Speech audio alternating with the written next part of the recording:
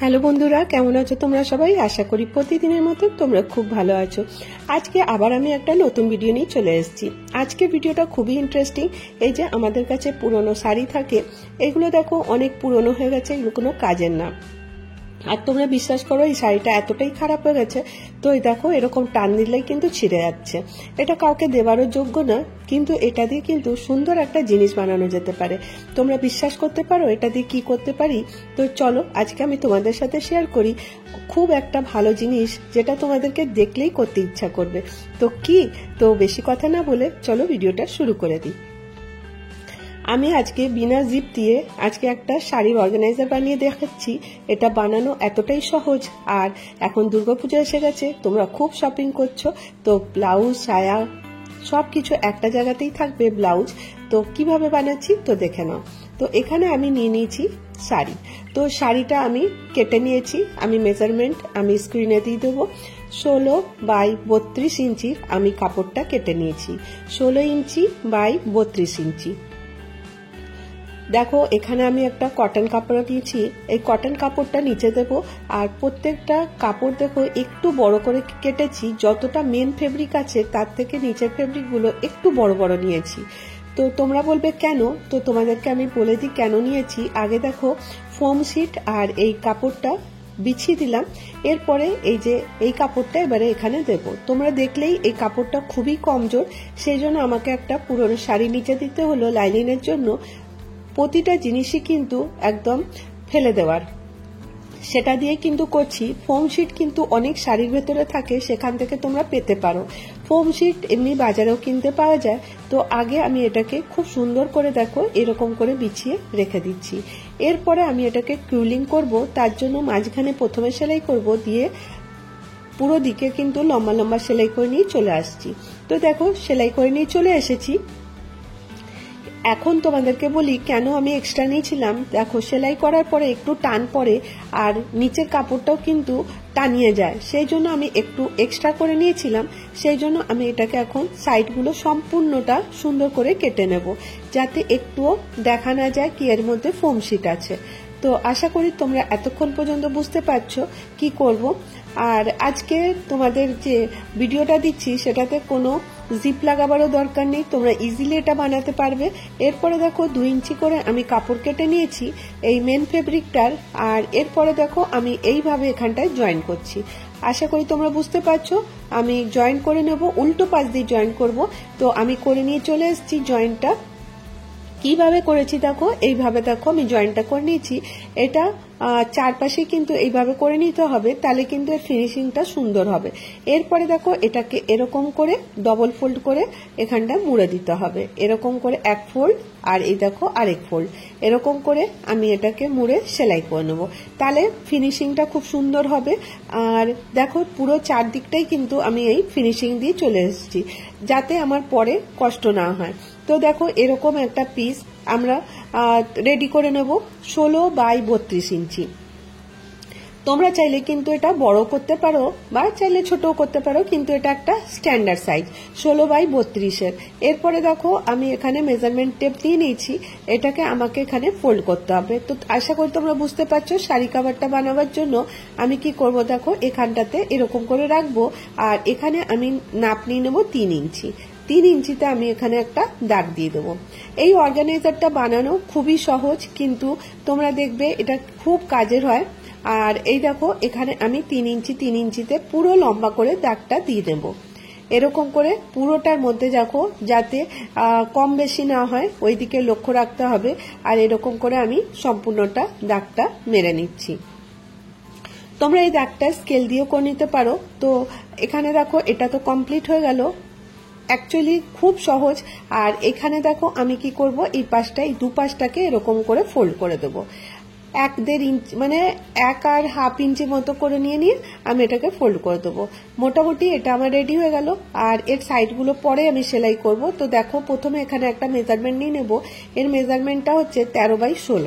13x16 একটা measurement নেব। আর এখানে যে শাড়ির আঁচলটা ছিল সেই অংশটা আমি এখানে ব্যবহার করব। 16x13 ইঞ্চির কাপড় আমি দেখো এখানে আবার মেপে নিলাম যাতে কনফিউজ না হই, এই জন্য তোমাদের যত বড় হবে তোমরা ঠিক সেইভাবে নেপে নিয়ে এখানে আমি শাড়ির আঁচল পাটটা ইউজ করছি কারণ দেখতে একটু ভালো লাগবে বলে। তো চলো এটা আমি কেটে নিয়ে চলে আসি। তো দেখো আমি কেটে নিয়ে চলে এসেছি, এটাও আমার রেডি হয়ে গেছে। আর এখানে দেখো আমি এইভাবে এটাকে দেখো আমি ডবল ফোল্ড করেছি কারণ কাপড়টা তোমাদেরকে বললাম খুবই পাতলা, সেই জন্য আমি এটাকে ডবল ফোল্ড করে নিয়েছি।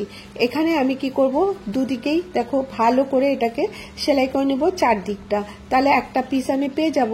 আর এই দেখো এরকম করে ডবল ফোল্ড করে পুরোটা সেলাই করে নেব, তাহলে ফিনিশিং এসে যাবে। আর এখানে দেখো আমি সম্পূর্ণটা রেডি করেছি, রেডি করে নিয়ে চলে এসেছি। এখানে দুটোকে জয়েন্ট করে দিয়েছি আর এবারে দেখো পেছনেও এটা জয়েন্ট করে দিলাম। তো তাহলে দেখো একটা পকেট মতন হয়ে গেল আর উপরে ওই ভেতরে আরেকটা ব্যাগ মতন হয়ে গেছে। তো এখানে তোমরা শাড়ি বা সালোয়ার কামিজ দামি দামি কাপড়গুলো থাকে সেগুলো তোমরা কিন্তু স্টোর করে রাখতে পারো, দেখবে এতে কাপড় কিন্তু খুব ভালো থাকবে আর তোমাদের ওয়ার্ডরোবও কিন্তু অর্গানাইজ থাকবে। এবারে দেখো আমি এখানে বলেছি আজকে জিপ ইউজ করব না, সেই জন্য ওয়েলক্রো আমি ইউজ করছি। ওয়েলক্রো দেখো যে কোনো সেলাইয়ের দোকানে কিন্তু পেয়ে যাবে, যেখানে আমরা ক্রাফটের জিনিস নিই সেখানেও পাবে। আর যেখানে ব্যাগ ট্যাগ বানাবার জিনিস বিক্রি হয়, জিপ বেল্ট এখানে যেগুলো পাওয়া যায় সেখানেও কিন্তু তোমরা ইজিলি পেয়ে যাবে। এরপরে আমি এখানটাতে সুতো দিয়ে ওয়েলক্রোটা অ্যাটাচ করে দেবো। তো দেখো চারটা ওয়েলক্রো এখানটাতে এই দুটো হবে, এখানে আমি অ্যাটাচ করে দিয়েছি। এরপরে এই উপরেরটাতে আমি একটা ওয়েলক্রো অ্যাটাচ করে দেবো কারণ দেখো এটা এইভাবে হয়ে গেল আর উপরের দিকটা খোলা আছে, এখানেও দেখো ওয়েলক্রো একটা ইউজ করে দিয়েছি। এবারে দেখো আমি কাপড় রেখে তোমাদেরকে দেখাই কতটা সুন্দর হয়েছে। তোমরা কিন্তু এখানে একটা জায়গায় দুটো শাড়িও রাখতে পারো, যদি তোমরা অনেকগুলো অর্গানাইজার এরকম বানাবে তো তাহলে কিন্তু অনেক শাড়ি তোমরা স্টোর করে রাখতে পারবে। আর একটা শাড়ি দিয়ে কিন্তু অনেকগুলো তোমাদের অর্গানাইজার রেডি হয়ে যেতে পারবে। তো দেখো যে শাড়িটা একদম খারাপ ছিল, পচা ছিল, সেই শাড়িটা দিয়েই কিন্তু আমি এই অর্গানাইজারটা ইউজ করলাম, মানে বানিয়ে নিলাম। তো কেমন লাগলো তোমাদেরকে আইডিয়াটা জানাতে ভুলো না। আর যদি তোমাদেরকে আমার ভিডিওটা ভালো লাগে অবশ্যই একটা লাইক দিও। আর যদি অনেক ভালো লাগে, তোমরা যদি চ্যানেলে প্রথম এসে থাকো তো চ্যানেলটাকে অবশ্যই একটু সাবস্ক্রাইব করে নাও আর বেল আইকনটা দাবিয়ে দেবে, তাহলে আমি নতুন ভিডিও যখনই আপলোড করব তোমাদের কাছে চলে যাবে, তোমরা তোমাদের সুযোগ ও সময় বুঝে দেখে নেবে।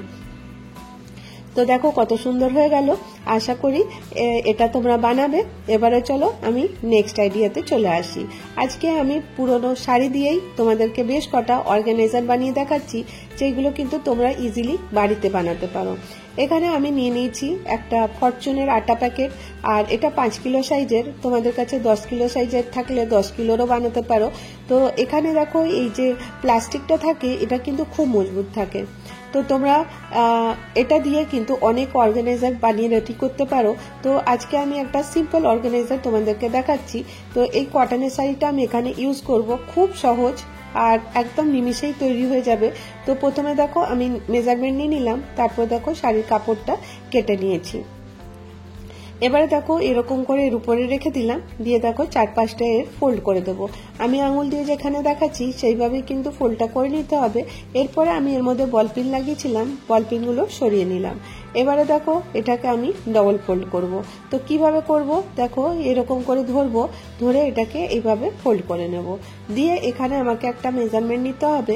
এখানে জাস্ট তোমরা তোমাদের হিসাব মতো কিন্তু নিতে পারো, 2x2, 3x3 এরকম একটা মেজারমেন্ট তোমরা নিয়ে নিতে পারো। আমি এখানে 2x2 এর একটা বক্স রেডি করে নিচ্ছি। এখান থেকে এখানে দেখো এরকম করব আর এখান থেকে এরকম একটা লাইন টেনে নেব। তো 2x2 এর এখানে একটা বক্স বানাবো, অপর দিকেও কিন্তু সেরকমই বক্স বানাবো। তো প্রথমে দেখো এক পাশটা আমি কেটে নিচ্ছি, এইভাবে দেখো কেটে নিচ্ছি যাতে কাপড়টা ভেতরে যেটা আমি জয়েন করেছি সেটা যেন সেলাই হয়ে মানে কাটিং হয়ে যায়, ওটার দিকে একটুখানি নজর দিতে হবে। এরপরে দেখো এটা সমান করে কেটে নেওয়ার পরে এই মেন যা আগে কাটলাম সেটা দিয়ে কিন্তু আমি এটাকে করে নিলাম। এরপর দেখো পিনটা খুলে নিলাম, এই রকম একটা পিস আমার কাছে চলে এলো। এবারে কি করতে হবে, এবারে এটাকে জয়েন করতে হবে। কিভাবে জয়েন করব, এখানে দেখো আমি যেভাবে রাখলাম সেইভাবে রাখবে আর দুপাশটা সেলাই করে দেবে। আর দুপাশটা সেলাই করে দেওয়ার পরে আর নিচের যে পার্টটা আছে ওটাকে আমি এইভাবে খুলে নেব। এইভাবে দেখো খুলে নিয়ে এখানটাতে আমি জয়েন করে দেবো। খুব সহজেই কিন্তু হয়ে যায়, তোমরা কিন্তু ইজিলি এটা বাড়িতে বসে করতে পারো। দেখো যে ক্যারি ব্যাগগুলো থাকে আমরা টাকা দিয়ে কিনি, আর এরকম ছোট ক্যারি ব্যাগ দুধ আনতে বা কিছু ছোটো মোটো জিনিস আনতে কিন্তু ব্যবহার হয়েই যায়। তো দেখো এটা কতটা মজবুত, আশা করি তোমরা বুঝতেই পারছো। শাড়িটা এত মজবুত না হলেও কিন্তু প্লাস্টিকটা খুব মজবুত। তো এবারে দেখো এটাকে আমি সোজা করে নিই, তো এর মধ্যে একটা শেপ চলে এলো। তো তোমরা কি ভাবতে পারো একটা আটা ব্যাগ দিয়ে আমরা কিভাবে একটা সুন্দর ছোট্ট সাইজের একটা মিনি ব্যাগ বানিয়ে নিতে পারি। এরপরে সাইডগুলোকে এক সুত করে সেলাই করে নেব। তো আমি সেলাই করে নিয়ে এসে দেখাচ্ছি যে দেখো এটা যদি সেলাই করে নিব দেখতে ভালো হবে। আর এখানে একটা স্ট্রিপ আমি জয়েন্ট করেছি, আর এখানে একটা ওয়েলক্রো নিয়ে নিয়েছি। তো ওয়েলক্রোটা আমি এখানে দুটোর মধ্যে অ্যাটাচ করে দেবো। তোমরা বুঝতেই পারছো কিভাবে করছি। এইভাবে দেখো ওয়েলক্রোটা আমি এর মধ্যে অ্যাটাচ করে দিচ্ছি। খুব সহজেই কিন্তু হয়ে যায়। আর এর মধ্যে আমি দুটো বেল্ট লাগিয়ে দেবো। এই বেল্টগুলো কিন্তু মার্কেটে ইজিলি পাওয়া যায়, 8 টাকা করে মিটার নেয়। আর যদি তোমাদের কাছে বাচ্চাদের স্কুল ব্যাগের এরকম বেল্ট বেঁচে যায়, ব্যাগ হয়তো খারাপ হয়ে গেছে, বেল্ট খারাপ হয়নি, সেটাও কিন্তু ইউজ করতে পারো। তো ব্যাগ আমার রেডি হয়ে গেল। আর দেখো কতটা সহজে খুব ইজিভাবে আজকে তোমাদের সাথে আমি আইডিয়াগুলো শেয়ার করছি। তো দেখো এরকম একটা ব্যাগ নিয়ে তোমরা বাজারে যেতেই পারো ডিম দুধ আনার জন্য। এটা কিন্তু খুব কাজের হবে। আশা করি তোমাদেরকে এই আইডিয়াটাও ভালো লেগে থাকবে। এবারে চলো নেক্সট আইডিয়ায় চলে আসবো। আজকে আমার 3 নম্বর আইডিয়া, এই একটা ব্যাগই বানাবো। কিভাবে বানাচ্ছি, এই রকমের বোড়া যদি তোমাদের কাছে থাকে এই বোড়াটা ইউজ করতে পারো। আর সেই কাপড়, এই একটা পুরনো কাপড় নিয়ে নিয়েছি, এটাকে আমি এইভাবে এর মধ্যে দিয়ে দেবো। যেমনি কুইলিং করি ওরকম করে নিয়ে চলে আসবো। এটা দেখো উল্টো সাইডটা রেখে সাদা সাইডটা কিন্তু বাইরের দিকে রাখলাম। এরকম করে দেখো এটাকে আমি এইভাবে রেডি করব। 4-5টা সেলাই করে নেব, দিয়ে দেখো পুরো বর্ডারটা সেলাই করে নিয়ে চলে এসেছি। এরপরে আমি এখানটাতে আরেকটা অন্য রকমের তোমাদের সাথে দেখাচ্ছি। এ দেখো এক্সট্রা যত থাকবে ওটা তোমরা সরিয়ে দেবে, সরিয়ে দিয়ে এটাকে ডবল ফোল্ড করে দেবে। এটা খুবই সহজ, আশা করি তোমরা বুঝতে পারছো কিভাবে করছি। খুব সহজ পদ্ধতিতে আমি তোমাদের সাথে শেয়ার করি। দেখো কত সুন্দর এটাকে কুইলিং করে নিয়ে চলে এলাম। এরপরে দেখো এটাকে এইভাবে ফোল্ড করব। এইরকম যে দিকটা, এটার কোনো মেজারমেন্ট আমি তোমাদেরকে বলছি না, তোমরা যে কোনো সাইজের করতে পারো। তো দেখো এটা এইভাবে আমি করছি।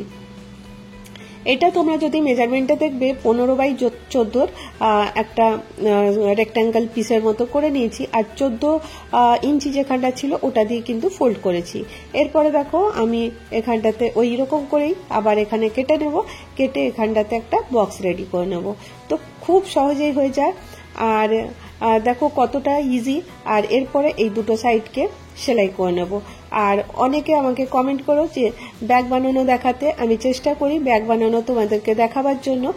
আর অনেকেই কমেন্ট করো তোমাদেরকে আমার ভিডিও ভালো লাগছে, আমি চেষ্টা করব আরো ভালো ভিডিও তোমাদের জন্য আনার। তো যাই হোক দেখো এখানে আমি এটা রেডি করে দিচ্ছি। এরপরে আমি এখানটাতে এটাকে সোজা করে নিচ্ছি। তো এইভাবে একটা আমার কাছে অর্গানাইজার রেডি হয়ে গেল। তোমরা ভাববে এটা কি কাজে আসতে পারে। এটা কিন্তু ছোট মোটো জিনিস রাখার জন্য তোমরা মাল্টিপারপাস ইউজ করতে পারো। দেখো জিনিস রাখার জন্য অনেক কিছু থাকে আমাদের ওয়ার্ড্রপে, তো সেগুলোকে তোমরা অর্গানাইজ করে রাখার জন্য দামি দামি জিনিস না কিনে এই রকমের জিরো কস্টে তোমরা কিন্তু বানিয়ে নিতে পারো খুব সহজভাবে। আর আশা করব তোমাদেরকে আজকের আইডিয়াগুলো তোমাদেরকে ভালো লাগছে। আর তারপর দেখো আমি নিচটাও ওরকম করে যেরকম সাইডগুলো সেলাই করেছিলাম এক সুত করে সেলাই করে নিয়ে চলে আসবো। এটা এই জন্য যে স্ট্রিপ ভালো থাকে। আর এর মধ্যে আমি একটা হ্যান্ডেল বানাবো। যখন তোমরা আলমারিতে রাখবে, যখন এটাকে টেনে বার করার জন্য একটা হ্যান্ডেল দরকার। তো এই রকমেরই আমি 1 ইঞ্চি মতন প্লাস্টিক কেটে নিয়েছি। তারপর কাপড়টাকে এইভাবে ফোল্ড করে এই সাইডটাতে লাগিয়ে দেবো। তো দেখো আমি এইভাবে লাগিয়ে নিয়ে চলে এসেছি। আর এর অপর পাশটা এরকম করে সেলাই করে দেবো। দেখো কতটা সহজে তোমরা কিন্তু বাড়িতে পড়ে থাকা জিনিস দিয়েই এগুলো কিন্তু খুবই সহজে করে নিতে পারবে। আর এগুলো করতে কোনো টাকা লাগবে না, আর তোমরা কিন্তু কোনো কষ্ট ছাড়াই কিন্তু এগুলো করে নিতে পারবে। তো আশা করি তোমাদেরকে আজকে ভিডিওটা ভালো লেগেছে। আর আজকে আমি এই 3টা আইডিয়া শেয়ার করলাম। কোন আইডিয়াটা তোমাদেরকে সব থেকে ভালো লাগলো জানাতে ভুলো না। আর আবার বলবো, যদি ভিডিও ভালো লাগে অবশ্যই একটা লাইক দিও। অনেক ভালো লাগলে ভিডিওটাকে শেয়ার করো, যাতে অনেকে আমার ভিডিও দেখতে পারে। আর অনেকে যেগুলো যারা জানতে চায় এরকম টাইপের ভিডিও তাদের কাছে পৌঁছে যেতে পারে। আমি জানি তোমরা অনেকে শেয়ার করো আমার ভিডিও, আমার অনেকটা খুশি লাগে। Bye bye.